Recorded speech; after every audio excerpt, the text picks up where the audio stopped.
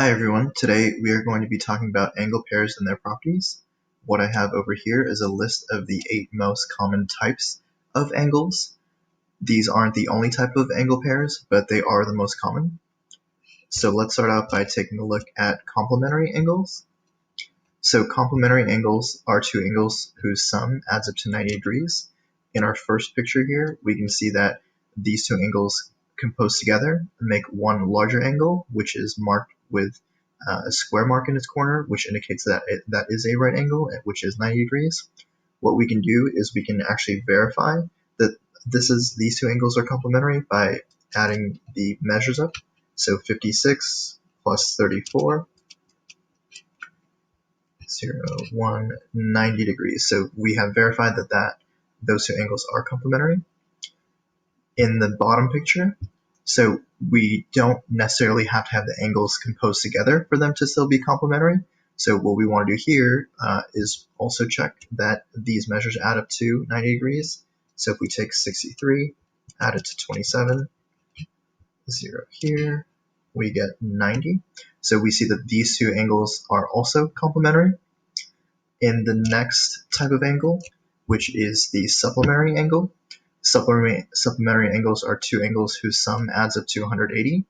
So we want to verify in this first picture that these two angles are supplementary.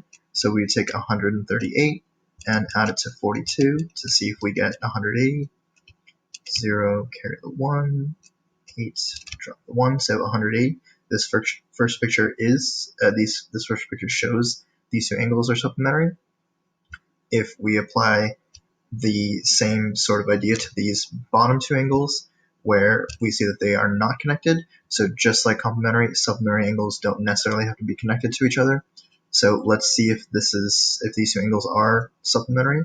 So 121 plus 49, so 0, 1, 7. So these two angles actually add up to 170, which is not 180, so these two angles are not supplementary.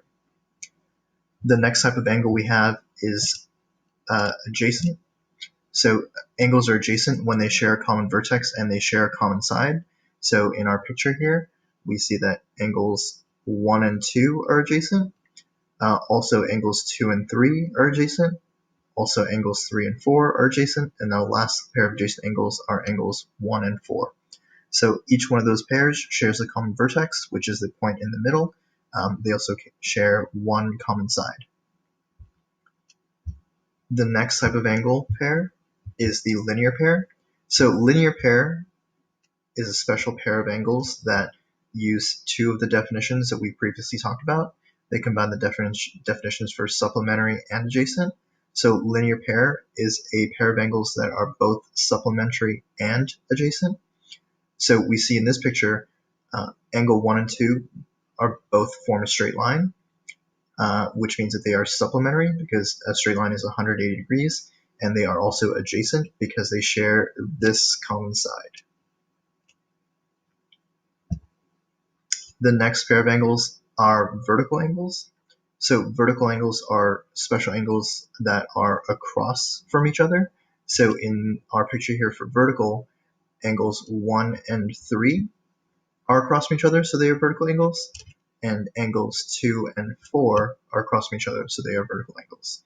So vertical angles can never be adjacent because they are, by definition, across from each other. The next three types of angles, so corresponding, alternate interior and exterior, and same side interior and exterior, are all going to be using the same diagram. And what each of these diagrams show is we have a line P, which is crossing lines M and N. P we refer to as a transversal. Transversal is just any line or line segment that intersects two or more lines. So there's a special note about corresponding, alternate interior, exterior, and same side interior, exterior that we'll talk about after we're done. But first, let's just work on identifying these angles. So for corresponding, what I like to do for corresponding is I like to draw a circle around each little cluster. So the reason why that helps is we can identify corresponding angles by their location in their respective clusters. So for example, angle 1 is in the top left of its cluster.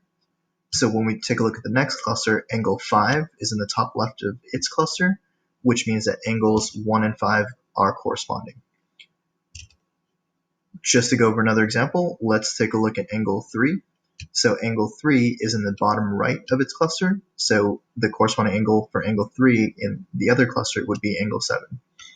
So for these other ones, we now know that we can say that 2 and 6 are corresponding because they're in the same position, and also the last pair, 4 and 8, are corresponding because they're in the same position. So for the next set, alternate interior and exterior, for these angles, we need to pay attention to the transversal P. Alternate means that the angles will be on opposite sides of the transversal. Interior means that they need to be on the inside of the figure. So let me first start by circling the interior of this figure with the transversal. So here we have angles 3, 4, 5, 6, which are all on the interior of this figure. So alternate just means they have to be on opposite sides. So if we start out taking a look at angle 3, then the interior angle that's on the opposite side of the transversal would be angle 5. So similarly, if we take a look at angle 4, the angle that is alternate on the other side of the exterior would be angle 6. For alternate exterior, so the exterior angles are the angles that I don't have circled, but they're going to work the same exact way as the alternate interior angles worked. So if we take a look at angle 1, and we want to be on the opposite side of the transversal, that would take us to angle 7.